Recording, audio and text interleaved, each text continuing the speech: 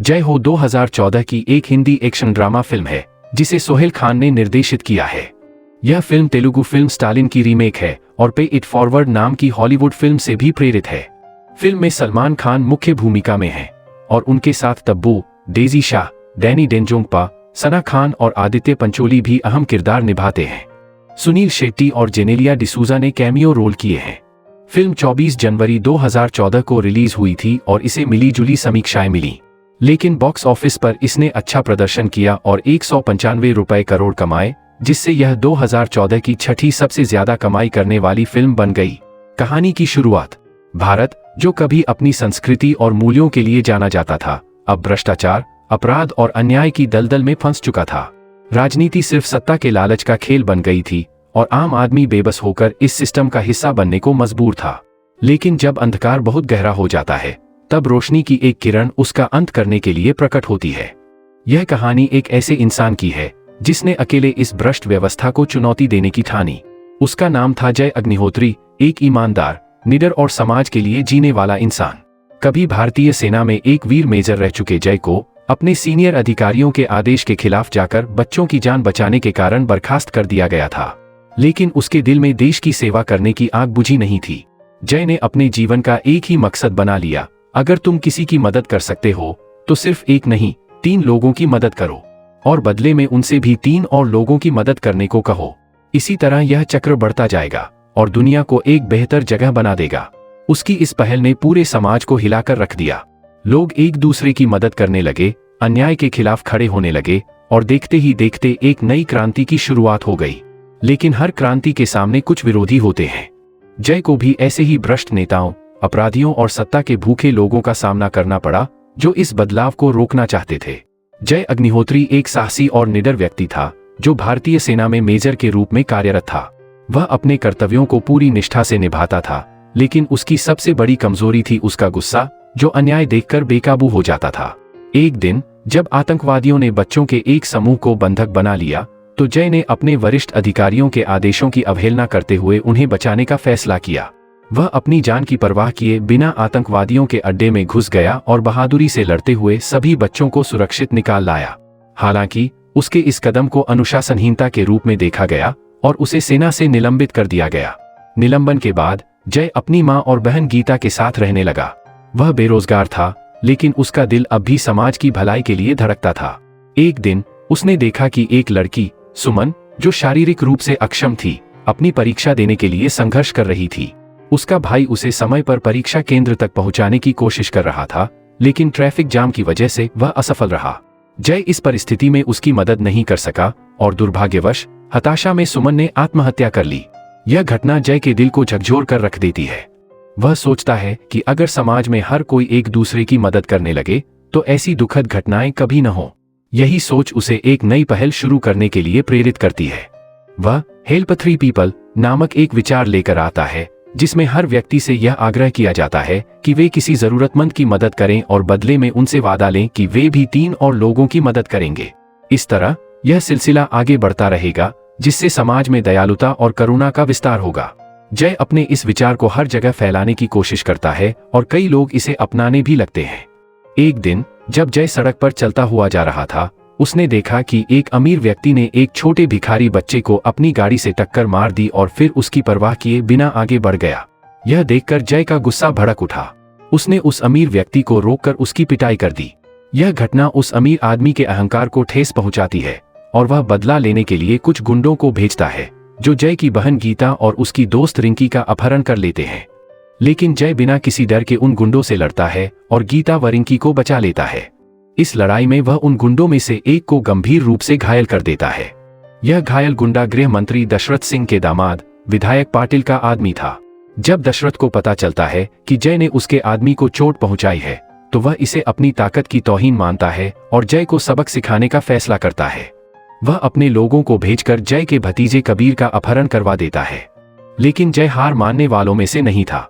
वह अकेले ही कबीर को बचाने निकलता है और इस प्रक्रिया में विधायक पाटिल को मार देता है। इस बीच राज्य के मुख्यमंत्री अशोक प्रधान को जय की हेल्प 3 पीपल पहल के बारे में तब पता चलता है जब एक स्कूली छात्रा उसकी जान बचा लेती है। अशोक इस विचार से प्रभावित होता है और जय के समर्थन में आ जाता है। लेकिन दशरथ सिंह जय को हर हाल में खत्म करना चाहता था। वह एक झूठी अफवाह फैलाता है कि जय ने मुख्यमंत्री की हत्या की कोशिश की।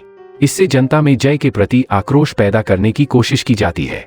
दशरथ का गुस्सा तब और बढ़ जाता है जब उसका बेटा जय पर हमला करने जाता है और जय उसे भी मार देता है। इससे बौखलाई विधायक पाटिल की विधवा कविता जय से बदला लेने के लिए उसे चाकू मार देती है।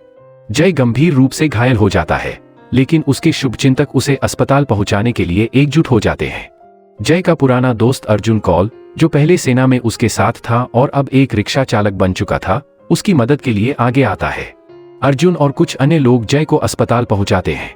इस बीच मुख्यमंत्री अशोक होश में आकर सच का खुलासा कर देता है कि जय ने उसकी हत्या की कोशिश नहीं की थी, बल्कि उसकी जान बचाने की कोशिश की थी। यह सुनकर गुस्साई जनता दशरथ सिंह पर टूट पड़ती है और उसे पीट पीट कर मार डालती है। अस्पताल में इलाज के बाद जय धीरे धीरे ठीक हो जाता है। जब वह अस्पताल से बाहर आता है तो हजारों लोग उसका इंतजार कर रहे होते हैं।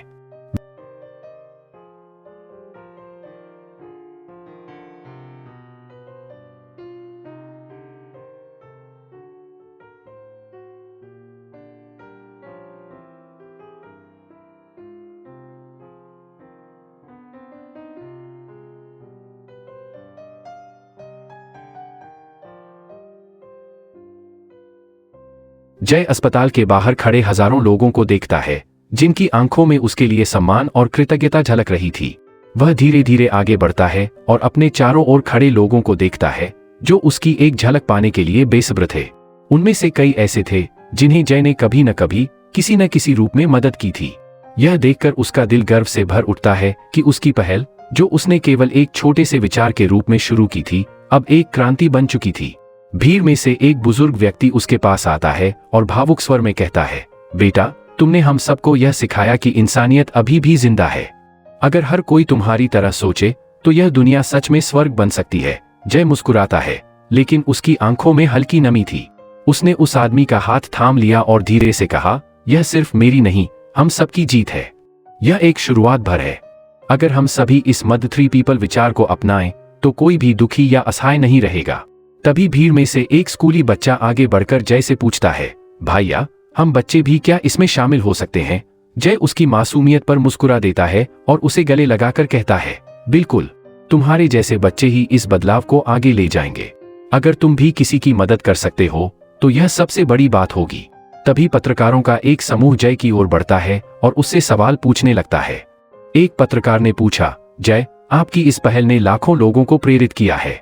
क्या आपको लगता है कि यह सिर्फ एक लहर बनकर रह जाएगी या वाकई में समाज में बदलाव लाएगी? जय कुछ क्षण के लिए चुप रहा, फिर आत्मविश्वास से बोला, अगर यह केवल मेरे अकेले के प्रयास होते तो शायद यह एक लहर बनकर ही रह जाती, लेकिन यह एक व्यक्ति की नहीं बल्कि पूरे समाज की पहल है। अगर हम सब मिलकर इसे जारी रखें तो यह एक ऐसी क्रांति बनेगी जिसे कोई रोक नहीं सकेगा। इतना कहते ही भीड़ जोर जोर से जय के समर्थन में नारे लगाने लगी, जय हो, जय हो। हर कोई उत्साहित था, हर कोई बदलाव की इस नई रोशनी को महसूस कर सकता था। इस बीच मुख्यमंत्री अशोक प्रधान ने आगे बढ़कर जय का हाथ थाम लिया और सबके सामने घोषणा की, आज से हम इस पहल को सरकार के स्तर पर भी बढ़ावा देंगे। जय ने जो शुरू किया है वह केवल एक आंदोलन नहीं है, बल्कि यह एक नई सोच है जो हमारे समाज की जड़ों तक पहुंचेगी। यह सुनकर जय मुस्कुरा देता है, लेकिन उसका ध्यान अब भीड़ की ओर था। उसे मालूम था कि असली बदलाव तब आएगा जब यह विचार हर आम आदमी की जिंदगी का हिस्सा बन जाएगा। वह माइक उठाता है और आखिरी बार बोलता है, मैं चाहता हूं कि आज से हम सब एक वादा करें, हम हर दिन कम से कम 3 लोगों की मदद करेंगे। यह सिर्फ एक नियम नहीं बल्कि हमारी जिम्मेदारी होनी चाहिए। अगर हम ऐसा कर सके तो कोई भी अकेला या मजबूर नहीं रहेगा और यही हमारी असली जीत होगी। यह कहते ही हजारों लोगों ने हाथ उठाकर यह वादा किया कि वे इस विचार को आगे बढ़ाएंगे। जय के चेहरे पर संतोष की चमक थी। उसने अपनी आंखें बंद की और अपने भीतर उस संतोष को महसूस किया जो किसी भी युद्ध जीतने से बड़ा था। वह जानता था कि यह उसका मिशन था और अब यह मिशन अकेला नहीं था, यह पूरे समाज का मिशन बन चुका था। लोगों की आंखों में उम्मीद और दिलों में नया जोश था। अब यह सिर्फ जय की कहानी नहीं थी, बल्कि हर उस इंसान की कहानी बन गई थी जो बदलाव चाहता था। और इसी तरह जय हो सिर्फ एक नारा नहीं बल्कि एक नई क्रांति का प्रतीक बन गया। कहानी का अंत। विक्रम चौहान जैसे भ्रष्ट नेता जो खुद को अजेय समझते थे, अब जनता की अदालत में खड़े थे। जय ने न केवल उन्हें बेनकाब किया बल्कि यह भी साबित कर दिया कि सत्ता हमेशा डर और छल से नहीं चलती, कभी कभी सच और ईमानदारी भी जीत जाती है। जब विक्रम चौहान को उम्र कैद की सजा सुनाई गई तो यह केवल एक आदमी का अंत नहीं था, बल्कि एक नए युग की शुरुआत थी। अब भारत के लोग जाग चुके थे। वे अब नेताओं के झूठे वादों पर नहीं, बल्कि उनके कामों पर विश्वास करने लगे थे। अब देश का हर नागरिक जय अग्निहोत्री के विचार को अपनाने लगा था। जय ने राजनीति में जाने से मना कर दिया, लेकिन उसकी सोच ने पूरे देश को बदल दिया। अब हर गली, हर गांव, हर शहर में लोग खुद एक दूसरे की मदद करने के लिए खड़े थे। अब कोई अकेला नहीं था, कोई कमजोर नहीं था। और यही थी जय हो की सच्ची जीत, एक विचार जो कभी मरेगा नहीं, जो हमेशा लोगों को याद दिलाएगा कि अगर तुमने किसी की भलाई की है तो वह भलाई कभी व्यर्थ नहीं जाएगी। यह चक्र चलता रहेगा और दुनिया को बेहतर बनाता रहेगा।